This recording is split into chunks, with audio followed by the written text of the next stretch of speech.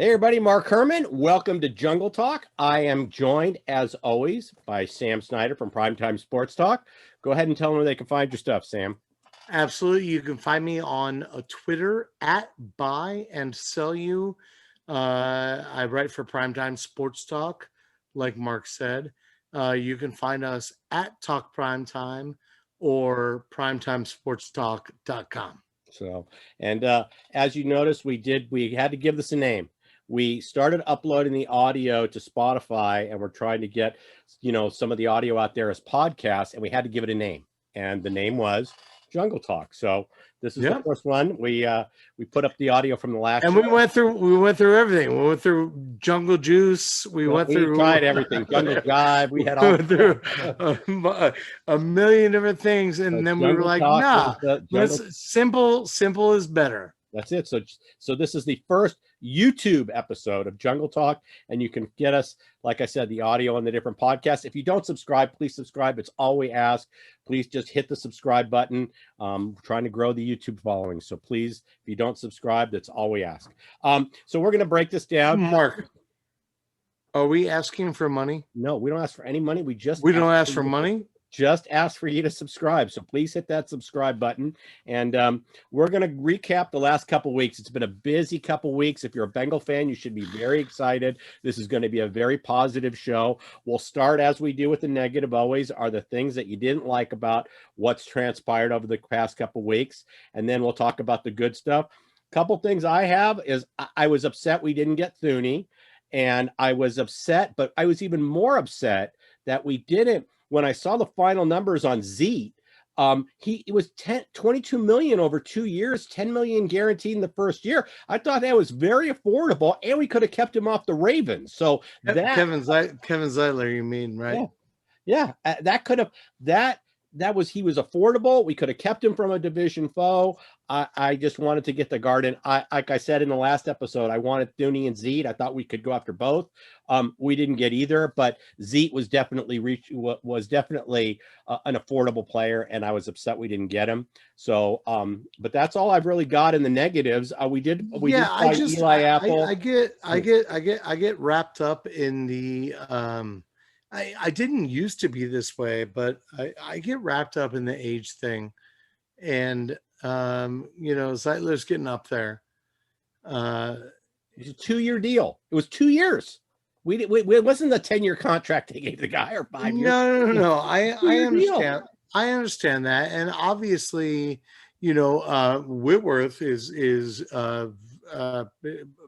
that proves me wrong, right?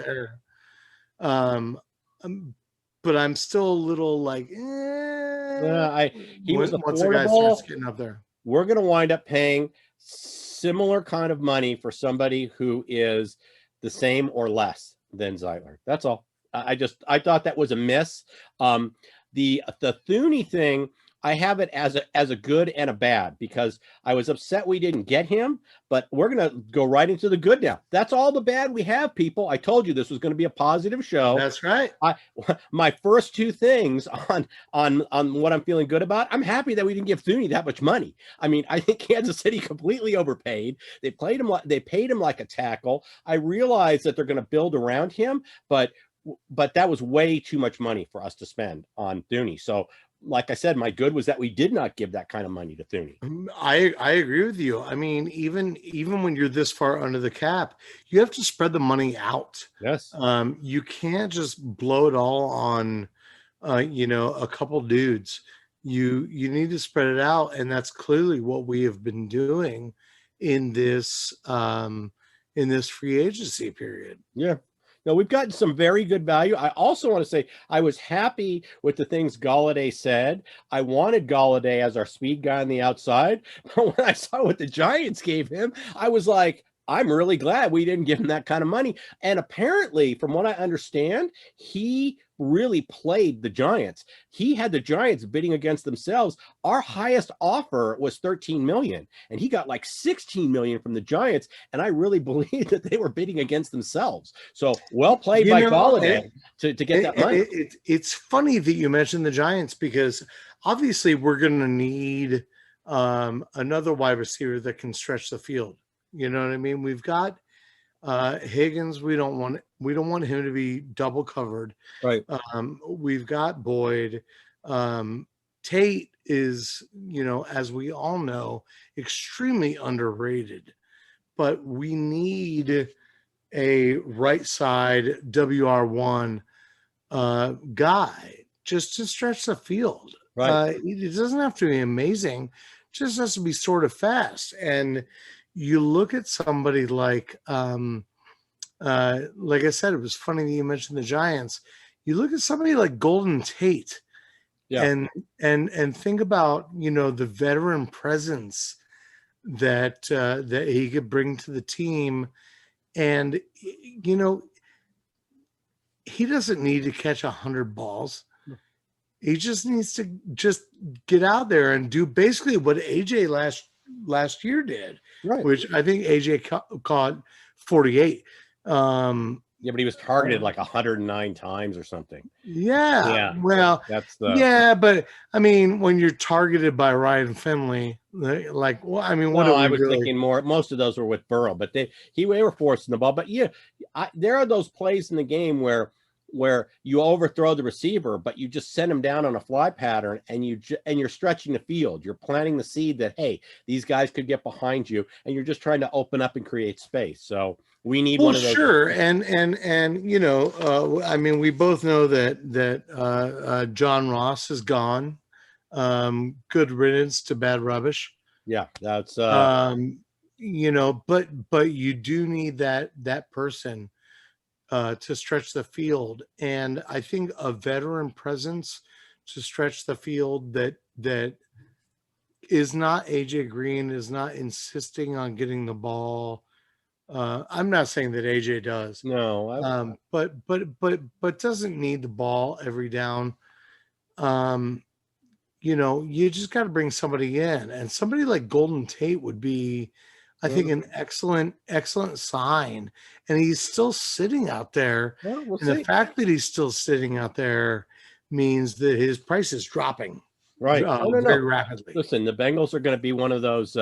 We've always been that way, where we go out and we get bargains. So we signed two corners that I just want to talk about them briefly and then not talk about them again. But Eli Apple, Ricardo Allen, it was like they're just depth guys for me. I was like unenthused. Well, but three throw in Mike Hilton from no, Pittsburgh. I disagree with you there, because Mike Hilton brings an attitude that this defense needs, and so I like the Mike Hilton signing. No, I just meant it was third corner. a third totally. corner. I love the Mike Hilton signing, and that was my next one. Is we signed a Woozy from Dallas, and we signed Mike Hilton, and I love both of those. I mean, we lost William Jackson. I know you're going to shed a tear now, but we lost William Jackson. Listen, bye, Billy. Bye, Billy. Solid, but he wasn't. But I really like those two signings. And like I said, I especially like the Mike Hilton, because you weaken a division foe, and you bring over kind of some of that Pittsburgh defense attitude into our lineup. And he's really excited. We're going to get into this, but he's really excited about being on this team. He was part of that whole steak dinner with Reef and with Hendrickson and all that they all had with Joe Burrow, and they all talked about how excited they were. Yeah, when they all went to the precinct and sat down and ate and chilled out, and that was actually, if I'm not mistaken, maybe I am. If I'm not mistaken, I think that was also the introduction of Rife. Yes. To the team before he had even signed. Right. They were like, "Hey, why don't you come out with us for dinner?" And you just love hearing things like that. Well, I love hearing how much talking about, if you hear James Rapian did a video, and I tweeted it out on my Twitter feed. You can go back and look at it, because I said this is a must-watch video. But he talks about how they left the restaurant saying how excited they were for playing for Burrow, and they want to block. Reef was saying, it's Reef, I don't know, but he was saying that they really excited, and he wants to block for him. I mean, this is a guy who they asked to take a pay cut last year he took one. They went and signed the Jacksonville defensive end, and then they asked him to take another pay cut this year, and he was like, I don't think so. And so Yeah, no, I'm not going to do it again. yeah, well, especially it was like, so I just I think we got a really, really, really good piece with him. That's a great signing. And it just shows you how Burrow is able to help us recruit some of these guys. The other signing I want to talk about was Hendrickson. Initially when it happened, I talked about this being this being a lateral move. We lost Lawson, but we got Hendrickson, and it's going to be, that's kind of a lateral move. But then I heard an interview with him on Moving the Chains or one of the NFL radio shows, and this guy had ties in the area. His wife goes to school like 2 or 3 hours from Cincinnati. I mean, he had targeted us, and he's so excited about being, this guy just sounds so enthusiastic about being a Bengal. And then I thought about what he's bringing, the kind of that New Orleans culture coming from the Sean Payton system. And I just thought, this is a major upgrade for us. This isn't a lateral move. This is an upgrade at defensive end. I loved everything he had to say. I loved his attitude. I love his age. And I love the fact that he's tied to the area. So, well, and not only that, I mean, you're talking about, besides Hilton, most of the other free agents that we've signed have been 1-year deals. Right. Hilton got 4, but we gave Hendrickson 4 for $60 million. So we were like, hey, you're going to be our defensive end for a long time. 4 years in the NFL is a long time. No, that's you can only spread, typically the contracts don't go over 5 because that's as far as you can spread out the signing bonus. So sure. Or the roster bonus. The rest of the guys, if I'm not mistaken, Apple, if I'm not mistaken, Ricardo Allen, if I'm not mistaken, Azuye, Rife, Ojinobi. How long was Ojinobi? Was he just 1 year also? Ochinobi, I think also is Okinobi. I think is also 1 year. So I like that. I like rating. I like weakening a division rival at the same time as we're adding. So I love that we took him away from the Browns, Hilton away from Pittsburgh, and that's why I thought Zeke away from Baltimore. So yeah, I agree. Double-edged sword. And that's all I'm saying. All I'm saying is you get a guy like Hendrickson where you have the opportunity to sign him. You make it more than 1 year. You say, boom, 4 years, $60 million. Let's do this. You're not going anywhere. Right. And that's exciting. Yeah, that's exciting to me. Like I said, initially I thought it was lateral. Now I'm really believing it's an upgrade, and I love the guy. Guy had a great interview. We also re-signed Spain, so that was good to add to the offensive line. Absolutely, absolutely. I mean, because we need a right guard so badly, and we could still sign a right guard and move Spain around if we needed to. Right. Well, and we can get. I have down here. So I want to close on the steak dinner and everything. So I really was happy when you watched this about how people reading about how Joe Burrow has this aura about him, so that he could sit down and talk to people, and they literally leave the meeting or the meal, wanting to play for the guy. Yeah, not just saying, I would play here, but actually saying, like Reese said, I want to block for this guy. I really do. And that's what he's bringing to this team. This is why he's a generational talent. It's just the swag about him, going back to after winning the national championship with that cigar. It's that whole aura about him. And it's interesting because even if you go back, I'm sure there are a few interviews when we scored Carson Palmer. Right. I'm sure there are a few interviews where people said sort of some of the same things, but I was around at that time and you were too. If they did, it certainly wasn't nearly as much as Joe Burrow. We were excited about Palmer, but I don't ever remember hearing comments about people wanted to play for Carson Palmer because of what he did at USC and what they thought he would do in the NFL. But I've never heard anything about the karma of him and the aura of him and how people he was motivational. I've never heard that about Palmer. I agree. I just Oh, I just didn't want to, I didn't want to say that and have somebody say, no, yeah, here's this time that somebody said it. Here's this time somebody said it. right. But I'm 100% with you. I mean, Burrow is obviously he's very magnetic. People really are players, teammates. They're very drawn to him. Yes. And man, if your offensive line is drawn to you, that's a really good thing in the NFL. Well, Tom Brady didn't get to be the GOAT just because he's the great quarterback. He got to be the GOAT because people were drawn to him and they listened to him right. on the sideline.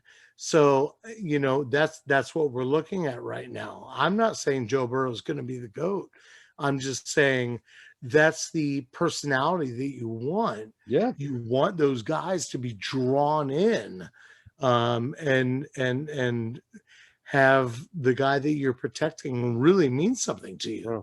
Well, and then you have a guy like Mike Hilton who had just signed with us, and he's really pushing, and all of a sudden he's right there trying to help recruit guys. I just, you turn Right, a Steeler. A Steeler. You turn a former Steeler. I mean, months ago he was a Steeler, and here he is helping recruit. So far, what I consider to be our top offensive signing in terms of signing the lineman. So I just, like I said, it's defensive. If you haven't seen it, go back and watch the interview. You can get more specifics from James Rapian about who writes for Sports Illustrated. You can get more specifics from him on the steak dinner. I mean, they've obviously buckled down and really concentrated on the defense. Yeah, and that says a lot. And it's good for. I know that Lou Anarumo is not the most popular guy. I get it, because we weren't good last year, but we were heavily injured on that side of the ball. Well, I didn't like his play call. It's almost like he's my buddy. I'm like, well, he deserves this. Well, he deserves to get spoiled a little bit and have somebody say, here you go, here you go, here you go, here you go. Right. Because they're just loading up on defense right now. Yeah, no. And there'll be no excuses. And he can't, like I said, my big beef with him was the play calling. I didn't like, going into the prevent. I just didn't like how we ran our defense. So, and starting change down the road when we were, so well, hopefully he's got no excuses now. He's got plenty of ingredients in the kitchen to make a good salad. So let's see what he does. Yeah, we still got to do something about defensive tackle. Mike Daniels remains unsigned. I would like to bring him back, but I'd very much like to bring him back. Even Christian Covington, who, I didn't knock him throughout the season, but I just said, he's not really the guy. He's a placeholder. We need to put somebody else in there. So, but we get Reader and we get Reader back, and we get some depth behind them. Then I think we're on the right track. Yeah, no. And then I still want to see Trey Turner still out there. Easton's still out there. I know Easton has a visit schedule with us, so we still have a shot at pulling in a good guard there. And I want to remind everybody, we get Trey Wayans back on defense. He signed. So, yeah. So you're going to add throwing him back into that defensive mix. So right back to the Anarumo thing. He got decimated by injury last year. I know. Well, this is his break year. Gino couldn't play. Reader left after 4 games. Waynes didn't even start the season. The defensive ends, Lawson played great. He's gone now. That's sad to say. I wish he was still here, but you know what? With Hendrickson, it makes it. I'm like, okay. It's a flip flop, and actually, I like Hendrickson better. So do I. That's what I said. Upgrade. I do. Yeah, See that as an and upgrade. well, and now you got everybody talking about Alden Smith from Dallas. They're still talking to Alden Smith, though. I've read that the communications is so he still could re-sign with Dallas, but I'm not sure I Yeah, want Alden Smith. well, Dallas apparently told him that no, it's not going to happen. Yeah. They told him that today. Okay, no, and then Mike McCarthy said later, we're still having conversations. We haven't Right. shut the door yet. So Listen, as far as I'm concerned, it doesn't matter. We don't. I mean, the guy was suspended for 3.5 years. Right. I don't want him. right. That's I don't why want I him. don't But want to he bring him came into back. the locker room. He came back for 1 year and had 5 sacks, had a ton of quarterback pressures, and a ton of hits, and a million tackles on the end. Doesn't matter to me. I'm done having guys in the locker room that aren't top notch. Well, I don't want not top notch. I that don't was want my second rate. that was my feeling with what is it, Isaiah Wilson? Isn't that our guy from Tennessee and then got cut by the Dolphins, the Right. first round pick last year? And there were people on Twitter saying, "Oh, I'll give him a shot. I'll give him a shot." And I'm like, you don't want to bring this guy into the locker room. And now he was in a high speed chase and all this stuff. But I mean, literally, think about it. If Vrabel pulled the plug on him, they pulled the plug on him halfway through the season. He was fine. He was suspended. Then they just basically put him on the DL or not DL, yeah, but they basically took him out of the locker room, didn't have him on the team. Then they basically traded him for a 7th round pick. You spent a 1st rounder on him less than a year ago, and you trade him for a 7th round pick. He doesn't even last a week in Miami. And it wasn't even they just flip-flopped. Tennessee and Miami flip-flopped 7ths in position. He didn't even last a week. His first day, he was late for a meeting. Then he skipped another meeting he was supposed to be at. Then he was late. Then he was late. Get out of here. Then he was late for a physical, and then he skipped 2 workouts the next day that he promised he would be at. And they basically, after day 4, said, "You're gone."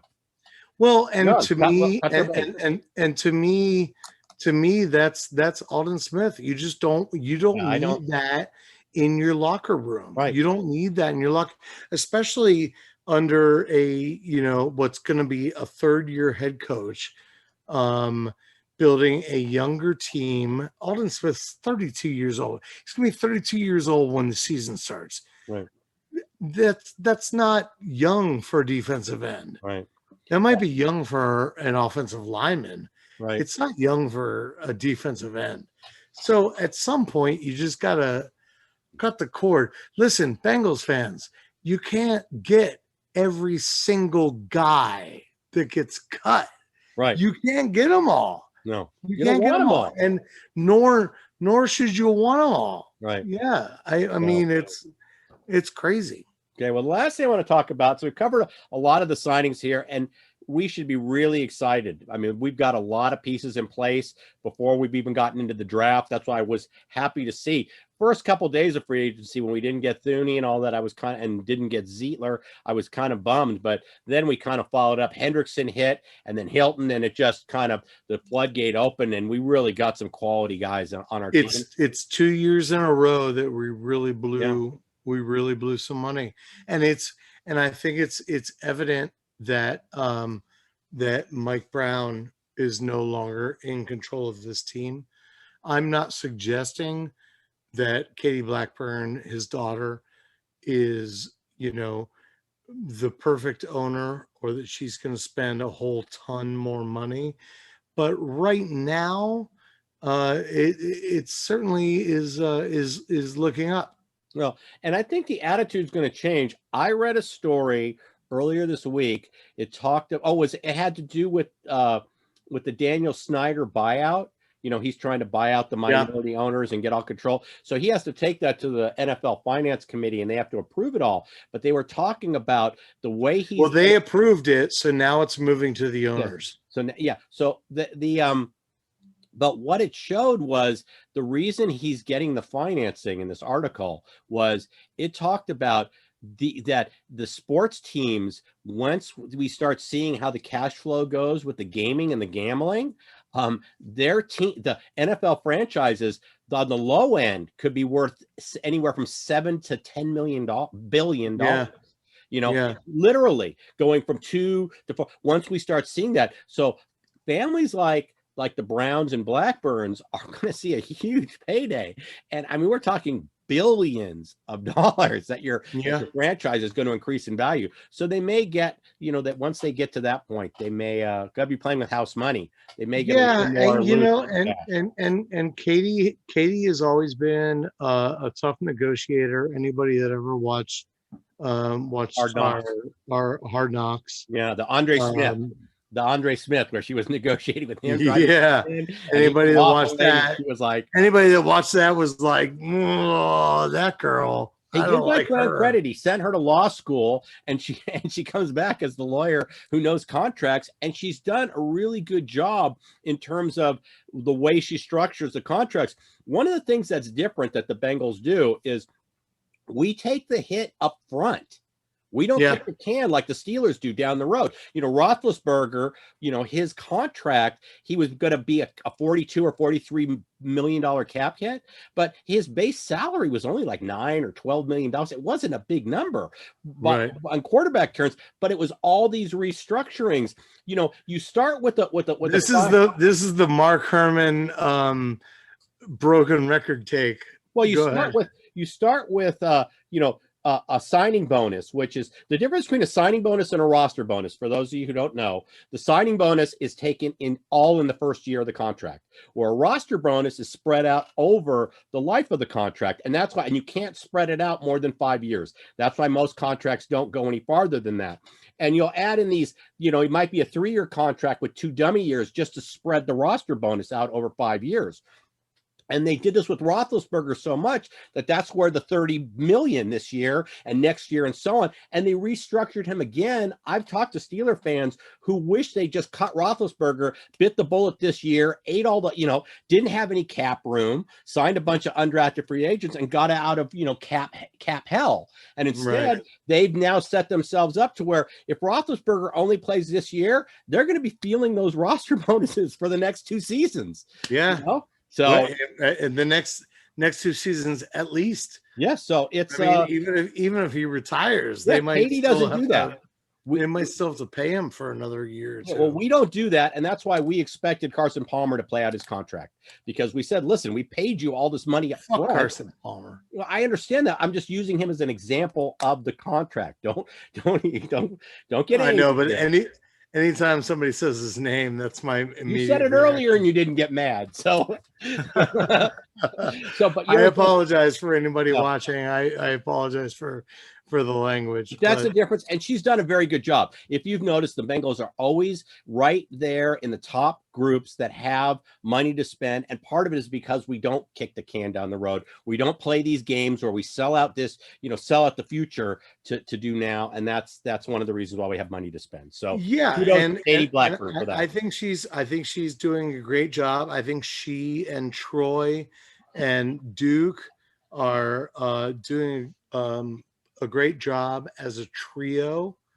as far as the off seasons go, last year, this year, because I think last year was really when Mike kind of seeded. You could see the difference in the way the team was being run last year. I think we're seeing it again this year. He ceded control and said, "Here, it's you." I mean, he's still president, VIP, whatever you want to call it. He's still the guy. And I'm sure everything still goes through him. Like, here's what we're about to do. And he's probably like, fine. But it's clearly not him running the team anymore. And that's not a bad thing. No. And I think people on Bengals boards need to stop saying Mike Brown needs to sell the team, because at this point, it doesn't really matter anymore. No. It doesn't matter anymore. He's not really doing anything any longer. So the last thing I want to talk about was that there was a report today that Gio was on the trade block. that they were Yeah, I was talking. going to mention that. So, and I'm wearing my Gio jersey because he's still a Bengal. So I figured, all right, if Gio in the news, I'll put on my Gio Bernard jersey. Love Gio. He'd be what, an $8 million savings on the cap if we were able to. I think four and a What, $8 half. million he'd make. 4 million would save us on the cap. So Right. so Right. so like you could see, we're not giving him away, but certainly maybe there's a trade going to happen soon. We'll see. Let's Here's the thing, and I said this on a board earlier, and I have one more thing after this. Okay. I said this on a board on Facebook. Gio, if we were to cut him, it would save us $4.5 million. He looked explosive last year in when Mixon was out. He looked outstanding. And I love Gio. I think everybody loves Gio. But at some point you have to consider, are you going to carry 4 running backs? And we re-signed Samaje Perine. Right. And we still have Travion Williams, who is also extremely explosive, frankly. If he can stay healthy, his issues health, but he definitely has another gear. And when he's been healthy, he has looked very good. But so I guess he needs to be available. I guess the question comes down to whether are you gonna, on your 53, are you gonna carry 4 running backs and keep them active every week? Because none of these guys can go to the practice squad. No, we need to, but I say you do not let Gio go because Mixon hasn't been healthy the last couple seasons. And obviously part of that's offensive line related, but Mixon hasn't been healthy. We need Gio there. If we do let Gio go, we've got to get something. It's got to be a trade. And we can work, like I said, there are teams looking for that change of pace back. We can work a trade, maybe get a defensive tackle we like, maybe get a guard we like. Then I'm open to moving him. But if we're not, we've got to keep Gio on the roster. It's the $4 million. We don't need the $4 million so badly that we would just release him and not get. Yeah, no, and I agree. As insurance. And I agree with you. I said this on the board too. I don't see a trade happening for him. I don't see it because I don't see anybody offering us enough for a change of pace back to make it worth our while. But somebody said something on Twitter. What about trading him to Seattle and getting Reed, which they're not going to be able to keep him. I'm just, that's like I say, if we're going to let Gio go, we need, and I'm okay with that if we get somebody in return and fill a need. Like I said, I agree. That's what I'm saying. I don't see a trade happening, but if there is one happening, I would want to get like. This is silly, but you want to get value out of a trade, obviously. Right. Anybody that plays fantasy football, anybody that follows real sports, that's the idea. You get value, whether it's equal or more. I don't see us getting equal or more out of Gio Bernard. So I would rather, especially as a fan, I'd rather just keep him on the team. Oh, like I said, in no way am I saying cut Gio. In no way. No. I know you're not. You're not. I'm and I'm not either. I'm just saying if that right trade comes along, then I'm like, then you pull the trigger. So we'll see what happens. Pull the trigger. Let's do it. Yeah. The only other thing I wanted to say, Mark, if I could mention it, we've done a lot in free agency. And that's really, really encouraging for the second year in a row. You've got guys that are gone, like Ethan Carter. That kind of sucks. AJ Green kind of sucks. Alex Erickson. John Ross. How you feel about that? Oh, happy. I hate it. John Ross, to me, every time I saw him on the field, he was a constant reminder of how we screwed up that draft. Right. I wasn't saying we should draft Mahomes because he wasn't on a lot of people's radar. He certainly was on Andy Reid's because he traded up to get him. But Right. oh, OJ Howard was right there. Right. I mean, he was right. Well, We and let you him got, go. We you didn't. got, There were players that you go through and look at the rest of the draft, and he's just a constant reminder. And here was a guy with, you talk about speed, but here was a guy who couldn't run routes, couldn't catch the ball. So goodbye, good riddance. And now right. I can just close the door and forget about it. I know how Forget you about feel that. about John That Ross. Oh my gosh. I just, and then, you got BJ Finney, who came over in the Dunlap trade. That was a nice $3 million savings. Right. He's over at the Steelers because he was cheap, and they don't have any money to spend. Yeah, So well, they lost Pouncey, so they had to put in somebody. So he went back to his former team and on the cheap. Listen, at this point, you look back and you say, and I think I said it at the time, maybe on one of these videos, getting rid of Carlos Dunlap, it was his attitude and it was a salary dump. It was a salary dump. Right. Like, let's get rid of it. So we brought in BJ Finney. He cost $3 million, and we were like, buy at the end of the season and save that money. So, Atkins is gone, and that's a shame. But I think we all knew it was coming.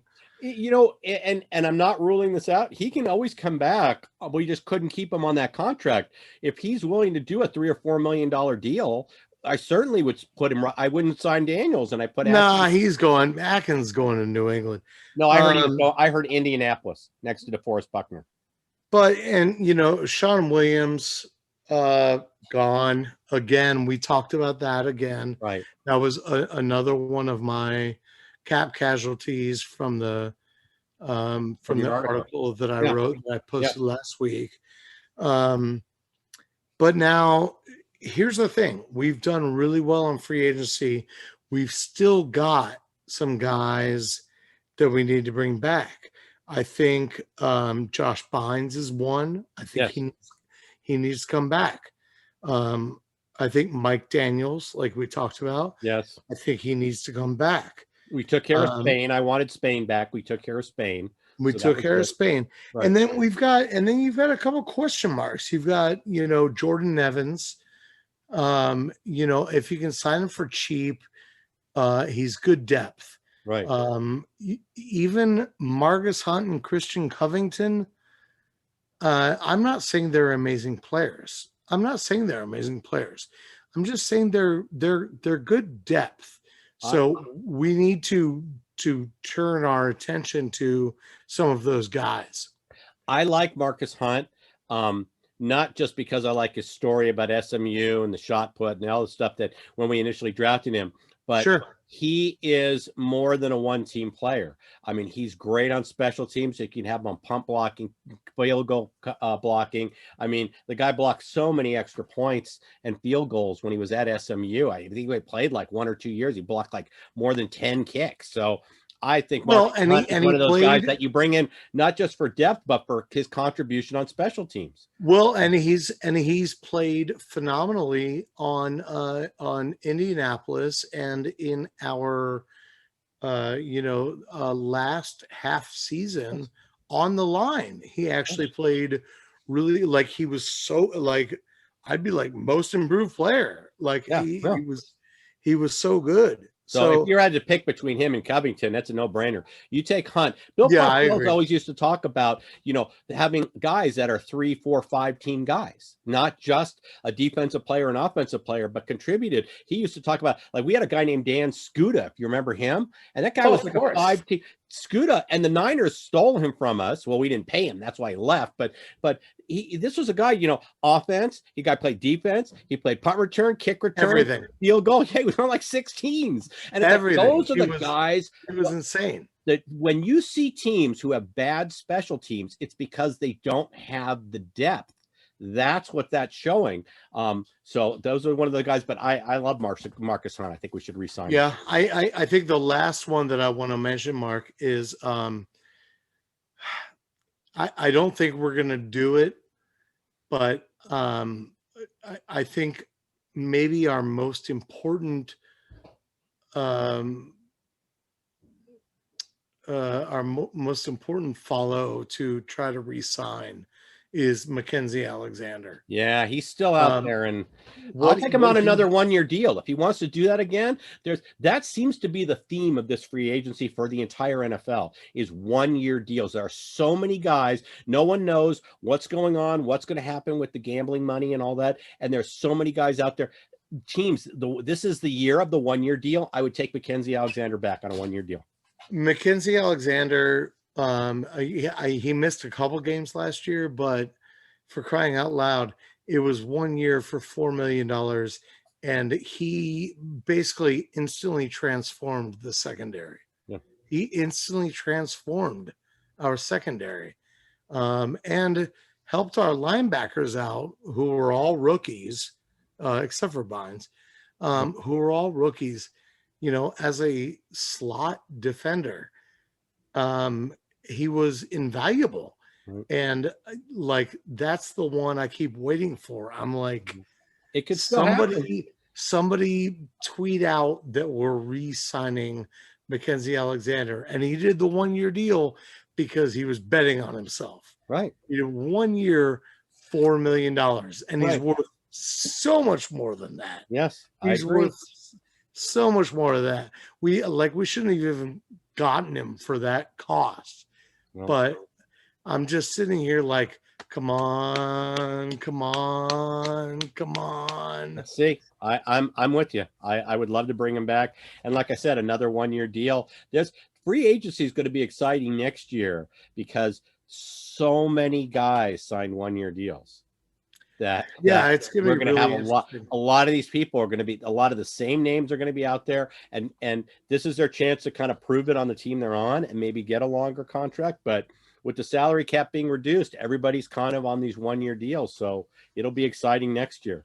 I just can't believe that Mackenzie hasn't been signed yet. It baffles me. Well, maybe the right situation hasn't come up, and maybe he says, you know what? He looks around at the pieces we've added. We'll do another 1-year deal. Let's see what happens. You're so optimistic. Hey, you're so optimistic. Dream, that's a little dream. I'm not trying to feed the hungry of the world or anything. It's a little dream. We get Mackenzie back on another 1-year deal.